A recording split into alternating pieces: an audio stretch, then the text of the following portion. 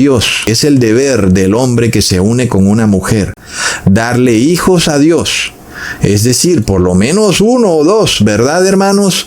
Pero si luego esta familia no le da hijos a Dios, sino que le da perros y gatos, que son además animales inmundos según la ley de Levítico, y entonces esta familia es la que pretende presentarse ante Dios con sus hijos inmundos, con su perro y su gato, cuando Dios lo que quería era que le trajeran hijos humanos a su imagen y semejanza, inclusive que fueran traídos a Jesús, como Él dijo: dejad que los niños vengan a mí, porque de ellos es el reino de los cielos. La familia humana del siglo XXI dice: dejad que los perros y gatos vengan a la iglesia, porque de ellos es el reino de los cielos. ¿No es curioso que hasta ese punto está llegando esta gente, que llevan al perro y al gato a la iglesia como si fueran seres humanos, como si fuera cierto que tuvieran un alma y que esa alma va a ser resucitada? Cosas que son fantasías, que no existen por ningún lado en la Biblia. Es de locos, hermanos. Leamos lo que dice el apóstol Pablo en Gálatas capítulo 3, versículo 10 al 11. Porque todos los que dependen de las obras de la ley están bajo maldición, pues escrito está: maldito todo aquel que no permaneciere en todas las cosas escritas en el libro de la ley para hacerlas, y que por la ley ninguno se justifica para con Dios, es evidente, porque el justo por la fe vivirá. Y aquí algunos pastores salen cantando y bailando, porque dicen: maldito todo aquel que no permaneciere en todas las cosas escritas en el libro de la ley para hacerlas. Por tal razón no hay que guardar la ley. ¡Plop! Cuando el apóstol Pablo te está diciendo que hay una maldición para el que no guarda la ley, te está diciendo que está maldito todo aquel que no hace las obras de la ley. Y en este caso, pues es todavía más absurdo que un pastor enseñe que entonces no se necesita guardar la ley, porque todo el que la guarda está bajo maldición. Pues es totalmente absurdo. Y ahora el apóstol Pablo dice que todos los que dependen de las obras de la ley están bajo maldición. Pero son dos cosas distintas. Depender de la ley para la salvación a violar la ley. Son dos cosas opuestas. Ahora, una cosa es que has violado la ley y otra cosa es que pienses redimirte a ti mismo a través de guardar la ley.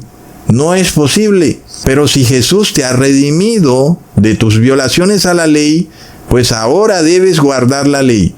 Y por eso nosotros entendemos que lo que aquí dice el apóstol Pablo es una confirmación de la ley, no es un repudio de la ley. Porque está escrito en Deuteronomio capítulo 27, versículo 26, maldito el que no confirmare las palabras de esta ley para hacerlas, y dirá todo el pueblo, amén. Un momento, ¿quién tiene la razón aquí, verdad? Si el Dios del Viejo Testamento dice que está maldito el que no confirmare las palabras de esta ley, pero el Dios del Nuevo Testamento dice que ya no tienes que guardar la ley y que no estás bajo maldición, entonces hay un grave problema con la Biblia. Hay un problema en donde el Viejo Testamento es totalmente opuesto al Nuevo Testamento. ¿Qué vamos a hacer cuando se supone que la ley del Viejo Testamento es escrita por el Padre y la ley del Nuevo Testamento es escrita por el Hijo, y resulta que el Hijo se somete a la voluntad del Padre, pero resulta que la ley del Padre pues ya no es válida? Entonces, ¿a qué voluntad se somete el Hijo si el Padre no tiene voluntad? Porque lo que ha dicho no tiene validez.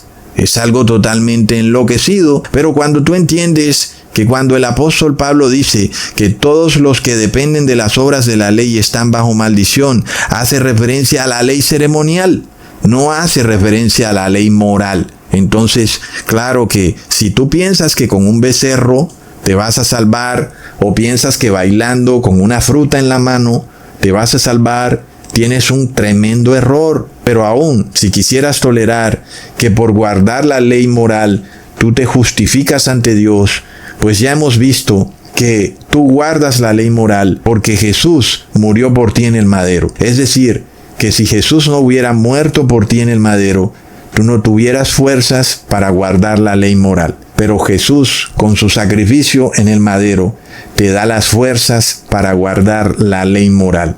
Entonces se cumple lo que dice el apóstol Pablo, que el que tiene fe confirma las palabras de esta ley. ¿Verdad, hermanos? Entonces, lo que leemos en Deuteronomio, capítulo 27, versículo 26, se confirma y queda válido. Y no es una ley imperfecta, es una ley que persiste. Y es la ley que te dice que el que no guarda las palabras de esta ley está maldito. Porque dice el apóstol Pablo que por la fe confirmamos la ley. No la invalidamos, sino que la confirmamos. Como dice Romanos capítulo 3, versículo 31. Y debe ser así, ¿verdad? Porque si no confirmáramos la ley, estaríamos bajo maldición. Entonces, por la fe, nosotros podemos entender que la ley de Dios es perfecta, que Dios no se equivocó con su ley, como nos quiere hacer creer esta gente de toda forma y manera. Oh, el Viejo Testamento tenía otra ley, pero ahora estamos bajo una ley mejor. Entonces, ¿qué pasa aquí? El Dios del Viejo Testamento no es Dios, y el hijo del supuesto Dios del Viejo Testamento tampoco puede ser Dios. Es una locura, hermanos. Por eso vemos que todo lo que esta gente enseña es una tergiversación de las palabras del apóstol Pablo. En ningún momento él ha dicho que ahora tú puedes violar la ley. Te ha dicho todo lo contrario. Te ha dicho que está escrito que el que no confirma las palabras de la ley está bajo maldición y sigue estando. Y si muere bajo maldición, serás enviado al lago de fuego, porque estás maldito. Como ya el apóstol Pedro te lo dijo, lo acabamos de leer, ¿verdad, hermanos? Cuando dice, mayormente aquellos que, siguiendo la carne, andan en concupiscencia e inmundicia y desprecian el señorío, estos están reservados para ser castigados en el día del juicio. Estos que hacen eso, ¿quiénes son? Son los que no confirman las palabras de esta ley, ¿verdad? No tiene vuelta de hoja. Entonces miremos esto, hermanos. La ley de Dios es perfecta, lo confirmamos. Y aquellos que violan la ley están bajo maldición, como en efecto está en estos momentos el mundo entero. Aquí hay una maldición terrible sobre el mundo y no hay manera de echarla hacia atrás, como nos pretenden hacer creer, que porque ahora van a unir la iglesia y al Estado y van a obligar a todo el mundo a salir a la plaza, a arrodillarse ante su extraña cruz, ese falso ídolo que se inventaron, la gran mentira de que Jesús murió en una cruz. Según ellos, si ahora todo el mundo sale y se arrodilla ante su cruz romana, entonces el mundo se va a salvar. Pues ahí está de nuevo el problema. Ahí está de nuevo la maldición. Esta gente viene de nuevo con sus estatuas, sus ídolos, sus extrañas imágenes a las constelaciones. La cruz, que no es más que la imagen de una constelación, lo cual es una terrible violación a la ley. Hay de aquellos, como le ocurre a la vocera de la Casa Blanca, que lleva una cruz en su pecho, pensando que de esa manera está honrando a Dios. Es realmente lamentable, ¿verdad, hermanos? ¿Cómo pudiéramos decirle que está en un grave pecado de muerte, advertirle que está bajo maldición, cuando algunas de estas personas son tan soberbias y no van a escucharnos? Es bastante lamentable. Y luego viene la tragedia. Leamos en Romanos capítulo 6, versículo 16. ¿No sabéis que si os sometéis a alguien como esclavos para obedecerle, sois esclavos de aquel a quien obedecéis, sea del pecado para muerte, o sea de la obediencia para justicia? Ahora sí tiene toda la lógica, ¿verdad? Si violas la ley, cometes pecado, y como el pecado es el aguijón de la muerte, entonces estás esclavo a la muerte. Eres esclavo de la muerte y tú tal vez no te das cuenta, pero llevas las cadenas de la muerte guindadas en tu cuello. No te das cuenta de ello, es lamentable. Pero si te liberas del pecado, pues ahora eres esclavo de la justicia. ¿Y cuál es esa justicia? Es la ley de Dios, hermanos. Es la verdadera justicia.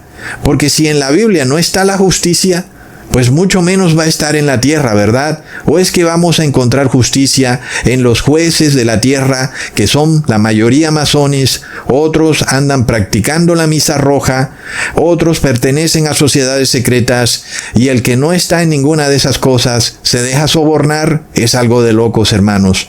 Entonces miremos esto. Durante el 2020 hablamos muy claro de este evento de la Pascua que se repetía espiritualmente y que ya no se celebraba en un día específico o que se celebraba en comida o bailando con una sábana enrollada en la cabeza.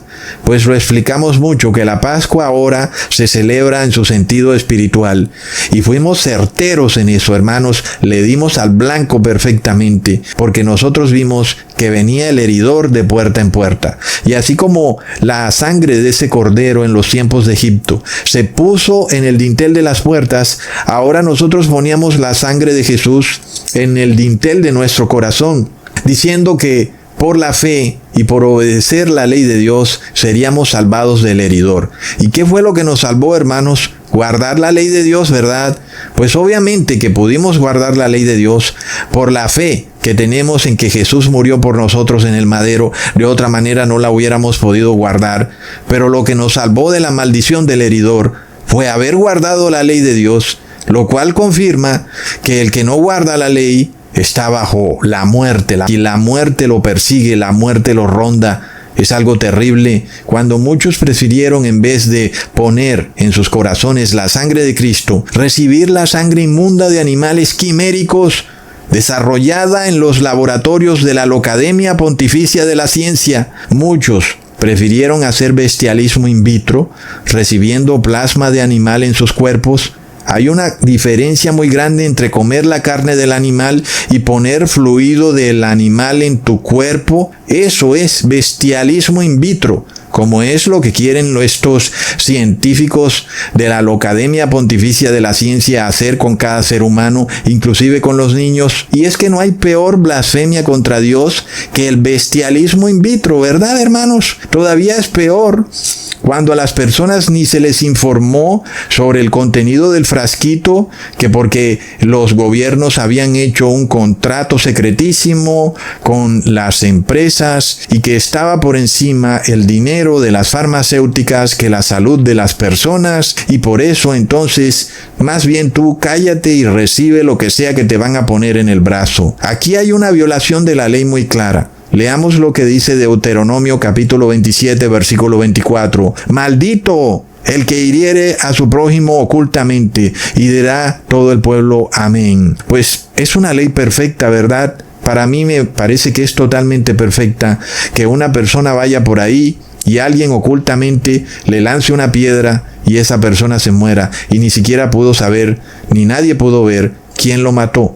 Y esa persona tiene que estar maldita, porque ni siquiera tuvo el valor de pararse enfrente de esa persona para decirle por qué lo iba a matar. Entonces es algo bastante nefasto, ¿verdad, hermanos? Y es lo que hizo el poder global. Todos aquellos que estaban en los altos niveles de poder en los gobiernos hirieron ocultamente al prójimo. Y entonces están bajo maldición. Es terrible. Ojalá se arrepintieran. Sin embargo, ya vimos que el juicio de Dios viene, así te arrepientas o no te arrepientas, pero de pronto salvas tu alma, de pronto eres resucitado a vida eterna. Pero es lamentable, hermanos, hoy nosotros vemos que la forma de herir ocultamente al prójimo es la farmaqueia romana. Pero, hermanos, Dios nos protegió de esa farmaqueia cuando guardamos su ley, porque los que guardan la ley de Dios son perfectos. El heridor no puede tocarlos. ¿Quién pudiera decir entonces que la ley de Deuteronomio capítulo 27 versículo 24 es imperfecta, verdad, hermanos? Pues si alguien dice eso, evidentemente es una persona que